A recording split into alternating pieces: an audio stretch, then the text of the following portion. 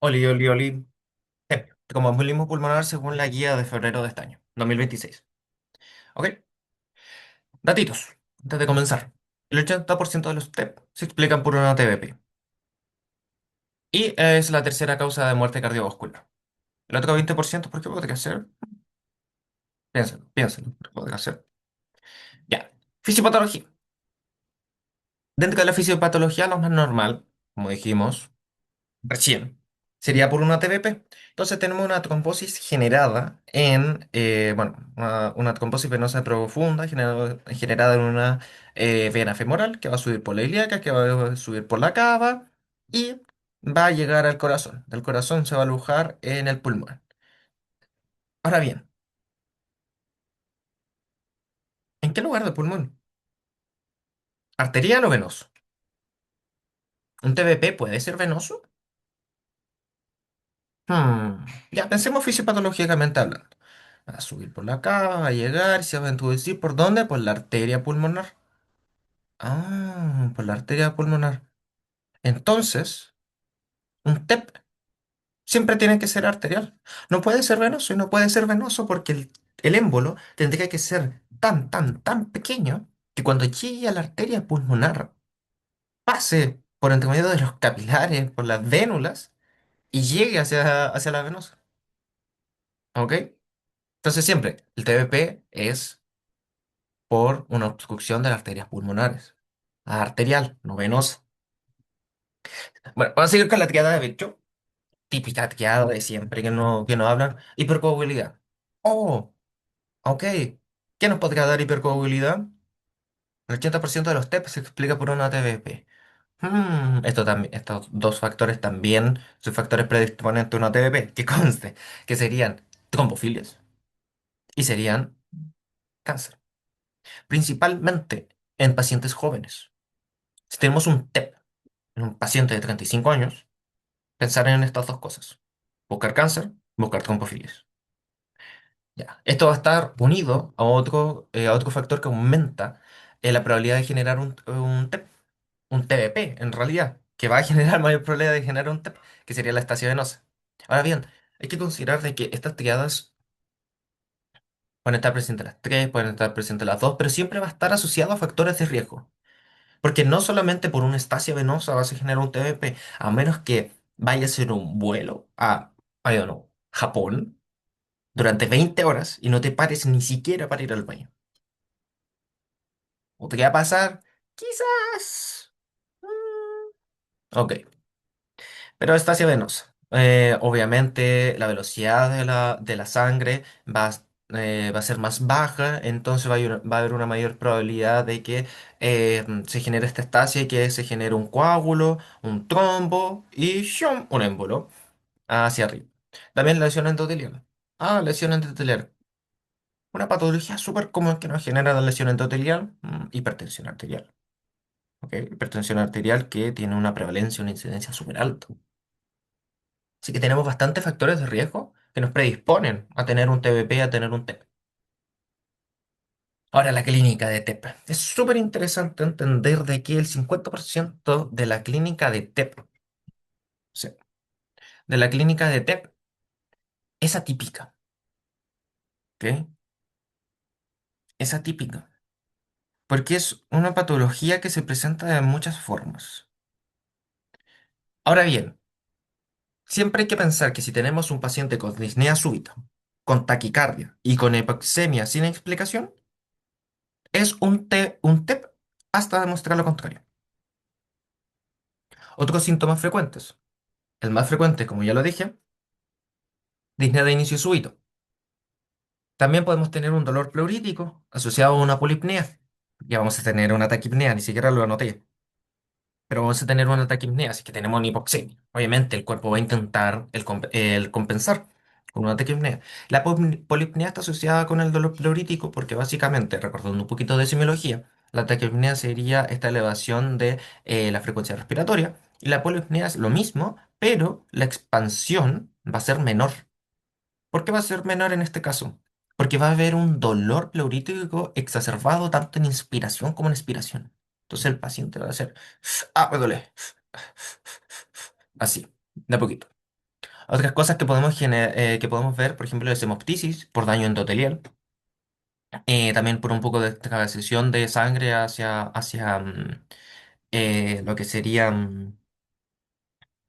el espacio alveolar, perdón, y tos seca. Sería raro encontrar tos con expectoración, a menos que, bueno, obviamente, siempre se puede generar un TEP en una persona con asma, un TEP en una persona que en el momento tenga una neumonía, que tenga algún tipo de síndrome de infiltración pulmonar, pero cosas concomitantes.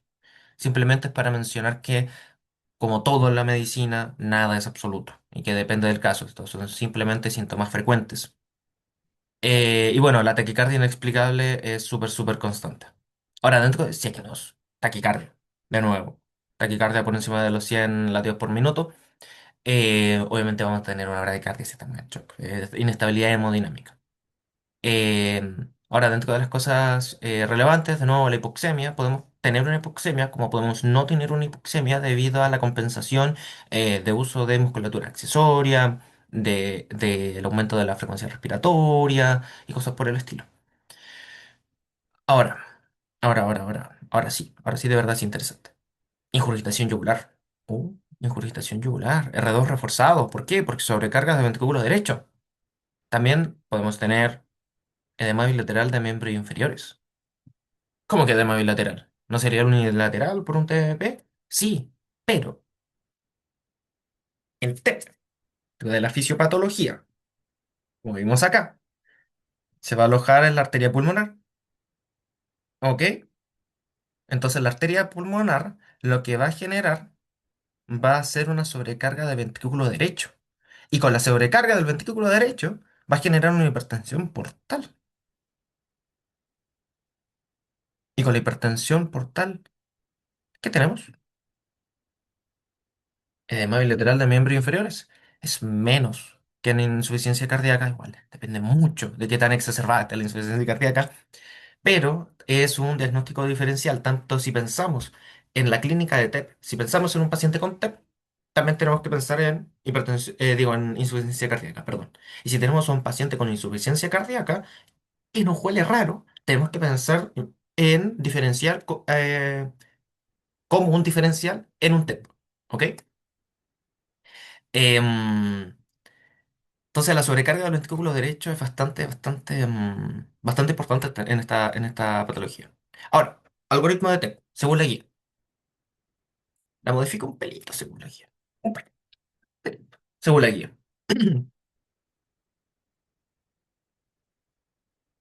La boca seca he grabado esta cosa como 3 veces. Cuatro, de hecho. Ya. Lo primero que todo, obviamente, va a ser una historia clínica sugerente.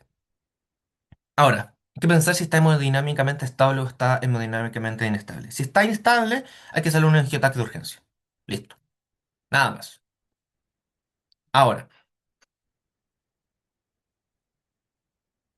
si está hemodinámicamente estable, pero tiene Wells por encima de 4, si tiene un score, que puede ser Wells o puede ser Ginebra, que nos dé una alta probabilidad de TEP, hacemos un angiotac. El angiotac es el gold standard. ¿Ok? Tiene por encima del 90, por encima del 95%, si no me equivoco, de especificidad, 97 de especificidad y 92 de sensibilidad. Pero top. Gold standard en todo. Ahora, si tenemos un Wells bajo o tenemos un Ginebra bajo que nos dé una probabilidad intermedia o baja, vamos a pedir un dímero D. Antes de ir hacia el dímero D, vamos a hablar específicamente sobre la categoría de probabilidad baja. Score de Wells, simplemente para que lo vean, nada más. Score de Ginebra, de nuevo, simplemente para que lo vean, es un poquito más largo. Y ahora, hablando específicamente de probabilidad baja, la guía nos recomienda el generar otro score. Hay varios scores. Yo simplemente puse este que es el índice de severidad de embolia pulmonar simplificada, el SPC, leído de atrás hacia adelante. Em, Nos recomienda el hacer otro score. Uno de los recomendados del SPC. Yo puse este por comodidad nomás, pero como digo, hay varios más. Ahora bien, dentro de la probabilidad baja, también hay score para no hacer el dímero D, que sería el score de PERC. El score de PERC nos dice, básicamente, tomamos todo esto y si no aparece, ninguno de estos es como una checklist. Aquí aparece un punto, pero es una checklist. Tac, tac, tac, tac, tac. No aparece, entonces no le hacemos dímero D. La guía lo pone dentro de su información, pero en realidad no está recomendado porque no hay estudios que avalen que disminuye la mortalidad de los pacientes. A diferencia del score de PESI, que si tenemos una baja probabilidad, además de hacerle Wells o hacerle Ginebra, le vamos a hacer ese PESI. Y si hay evidencia de que baja la mortalidad del paciente, porque vamos a tener una estratificación de riesgo de mayor calidad. Lo mismo con Ginebra y con Wells. Estratificar el riesgo con Ginebra y con Wells baja la mortalidad del paciente según estudios estandarizados, según estudios de metaanálisis, específicamente. Em, Ahora, volvemos. Hacemos Wells. Tiene más de 4 puntos.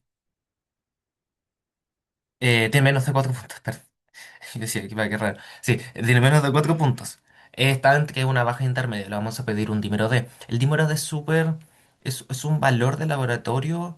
em, que tiene un alto valor predictivo negativo. Si está el dímero D normal, chao con TEP, es otro diagnóstico. Ahora, si lo vamos a pedir, tenemos que tener en cuenta algunos factores. Los factores son estos tres. Si es que el diagnóstico más probable es de TEP, si es que hay una TBP, si es que hay una TBP actual, o si es que tiene hemoptisis, vamos a ajustarlo. ¿Cómo lo vamos a ajustar? Si tiene menos de 50 años, el corte van a ser 500. Y si tiene más de 50 años, el corte va a ser la edad por 10. O sea, un paciente de 75 años, el corte va a ser 75 por 10, 750. Si no tiene nada de esto, el corte son 1000. Súper, ya, me dio frío. Además de esto, y no sé por qué no lo puse en esta diapositiva, debería de estar puesto. Nos recomiendan al menos evaluar un, uno de estos índices de laboratorio, que sería las troponinas, que deberían de estar aumentadas por estrés miocárdico. Si estamos haciendo troponinas, vamos a hacerlo lo mismo, a la hora, a la hora 0 y a la hora 3 para ver la diferencia, y a la hora 6 para ver la diferencia, si no, sí, la hora 3 y la hora 6 para ver el delta si es que están aumentando las troponinas o no. O también, súper bueno, el ProBNP o el BNP. Ahora bien, si no tengo mal entendido, en el hospital regional de Rancagua se demoran mucho para sacar el ProBNP, pero en otros lugares sí está disponible. Em, Péptido nátrico urénico, factor protector, que se libera ante la distensión de los áticos. ¿Ok? Eso sí lo recomiendan sacarle, pedírselo al menos uno de estos tres a todos los pacientes que tengan también un dímero D positivo. Si tienen un dímero D negativo no sería necesario, porque estaríamos pensando en otros diagnósticos. A menos que tu otro diagnóstico sí esté indicado pedirle estos exámenes. Pero ya depende mucho y no nos vamos a meter en eso. Como digo, no quiero hablar de scores. Qué lata. Ya. Ah, que tengo frío. Hace mucho frío. Hace mucho frío. Categorías. Estas categorías me gustan mucho. Porque tenemos la A y la B, que son ambulatorios. Y de la C en adelante, el tratamiento es el mismo, pero cambiando un poquito. El B también es más o menos lo mismo. El tratamiento es súper sencillo. A, subclínico. Te encontraste con un TEP haciéndole un TAC por otra razón. Listo. B, sintomático, pero con una severidad muy baja. Con un score de severidad muy baja. No intermedio, baja. ¿Ok? Entonces sería, hacemos Wells, nos da menos de 4. La hacemos SPSI, nos da 1. Listo. Categoría baja, pero está sintomático el paciente. Ok, entonces ambulatoria. Em, ya, sí, ambulatorio. Voy a seguir con categorías. La siguiente es la C, que sería sintomático con una severidad elevada. ¿Ok? Pero no está hemodinámicamente inestable, no tiene hipotensión. Principalmente no tiene hipotensión. ¿Ok? ¿Ok? No tiene impotencia. Como pueden ver, está especificado hacia abajo y lo pueden revisar tanto en la propia guía como en esta lámina, que hay B1, C1, C2, hacia abajo. No voy a especificar por ahí, ¿ok? No voy a especificar. Este paciente se va a ingresar a una sala general. Y después tenemos D y E, que D es fallo cardiopulmonar incipiente y si tenemos, podemos tener hipotensión. Mm, da mucho atención la guía hacia el shock normotensivo y lo describe, pero sin embargo no lo puse aquí, ¿ok? No lo puse aquí, lo describe. Hay un poquito de controversia como con la definición y con lo que está hablando con choque normotensivo, pero para que lo busquen ustedes, no lo vamos a revisar. Entonces ingresa a UCI y tenemos obviamente ya el shock directamente, una falla cardiopulmonar. Ahora, lo único que voy a hablar, L2. L2 es shock refractario. Punto. ¿Qué tipo de shock? ¿Qué tipo de shock nos puede dar un tromboembolismo pulmonar? Piénsalo, piénsalo. Desde un momento. Hmm, Si tenemos un trombo en la arteria pulmonar, eso podría ser una obstrucción arterial. Y si es una obstrucción arterial y está en shock, es un shock obstructivo. Efectivamente, es un shock obstructivo. Creo que no tengo ni siquiera una lámina de esto, pero... em, no tengo nada para hacer esta explicación cerca. Ya, lo vamos a hacer así. Obviamente vamos a tener el ventrículo izquierdo y el ventrículo derecho. ¿Ok? Bueno, no sé cómo lo están viendo ustedes, así que yo lo voy a hacer así. Vamos a tener una sobrecarga del ventrículo derecho. El ventrículo derecho es más pequeño que el ventrículo izquierdo. Y aquí se va a agrandar, se va a agrandar, se va a agrandar y va a ser más grande que el ventrículo izquierdo. Esto va a generar una presión hacia el propio ventrículo izquierdo que va a desplazar el septo. ¿Ok? Va a desplazar el septo y va a constreñir. Va a ser más pequeño el ventrículo izquierdo mecánicamente. Lo va a hacer más pequeño, lo va a hacer más pequeño, más pequeño. Esto obviamente nos va a generar ciertas alteraciones como una FEBI más baja, transitoria, no una FEBI más baja por contractibilidad. Bueno, por contractibilidad sí, pero no es algo crónico, sino que sería algo agudo y nos va a generar este shock obstructivo. Siempre es shock obstructivo. ¿Ok? De hecho, se parece bastante a bueno, todos los shocks obstructivos son más o menos iguales, pero se parece un montón al shock obstructivo que está dado por el neumotórax, porque debido a... em, Atención, el neumotórax, atención. Debido a el aire que va a estar en la cavidad torácica, va a empujar el ventrículo derecho, va a empujar en realidad todo el corazón hacia el lado contralateral, pero por ejemplo va a empujar el ventrículo derecho, lo que va a empujar el ventrículo izquierdo y va a generarle choque obstructivo. Por el otro lado, lo mismo, va a generar una contractibilidad del ventrículo izquierdo y no va a haber FEBI. Importante, que no se los comenté en fisiopatología. Obviamente, si vamos a tener, disculpen que me fui para atrás, perdón. Me parece irrelevante decirlo. Y tampoco quiero regrabar esto por quinta vez. Es importante entender de que si tenemos una obstrucción arterial, la postcarga va a aumentar. ¿Ok? Simplemente. Quería dar ese datito. Ese datito. Piénselo fisiopatológicamente. Va a haber una mayor resistencia hacia la eyección de la sangre del ventrículo izquierdo porque va a haber un émbolo tapando la arteria en ese lugar. ¿Ok? Va a haber un aumento de la postcarga. Ya mencioné toda la categorización. Me gustan mucho las categorizaciones de TP. Ya, ahora, A y B. La anticoagulación va a ser vía oral con anticoagulante. El tratamiento es anticoagulantes, primero que todo. No sé si lo mencioné. El tratamiento son anticoagulantes. Vía oral en A y B con DOACs. ¿Ok? No con warfarina, no con acenocumarol. Obviamente tendremos que revisar si es que tenemos un paciente con una valvulopatía, el darle aquí en Chile acenocumarol o warfa, depende. Depende. ¿Ok? Depende. No le vamos a dar rivaroxaban a un paciente con una valvulopatía. Bueno, así que DOACs, principalmente DOACs. Siempre, siempre, siempre DOACs. No siempre. Por lo que acabo de decir, no siempre, pero DOACs. Rivaroxaban 25 miligramos cada 12 horas por 21 días. ¿Por qué 21 días? Porque es lo que dura los signos y síntomas y lo que dura el TPP, el TP, perdón. La mantención son 20 miligramos al día con comida. También el Apixaban funciona.